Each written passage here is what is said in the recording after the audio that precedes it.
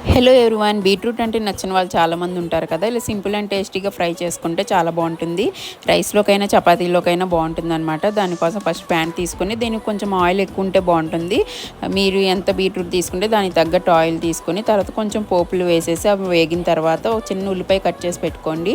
ఆ ఉల్లిపాయ ఒక 2 పచ్చిమిర్చి అలాగే కొంచెం ఎండుమిర్చి కరివేపాకు కూడా వేసేసి ఇవి బాగా మగ్గిన తర్వాత ఆల్రెడీ కట్ చేసి పెట్టుకున్న బీట్రూట్ ముక్కలు కూడా వేసేసి కొంచెం పసుపు ఉప్పు వేస్తే త్వరగా మగ్గిద్ది. ఆ రెండు వేసేసి బాగా కలిపి మూత పెట్టితే బాగా మగ్గిద్ది అనమాట. అండ్ త్వరగా కూడా మగ్గుతుంది. ఇది మగ్గింది అని ఎలా తెలుస్తుంది అనమాట, ఆయిల్ పైకి తేలి ఇలా సాఫ్ట్గా అవుతుంది ముక్క, వీడియోలో చూపించినట్టు. ఇలా తేలితే మొత్తం కర్రీ రెడీ అయినట్టు అనమాట. అప్పుడు కొంచెం ధనియాల పొడి వేసేసి టేస్ట్ చూసుకొని సాల్ట్ కూడా వేసేసి ఒకసారి కలుపుకొని కొంచెం కొత్తిమీర స్ప్రింకిల్ చేసుకుంటే సరిపోతుంది.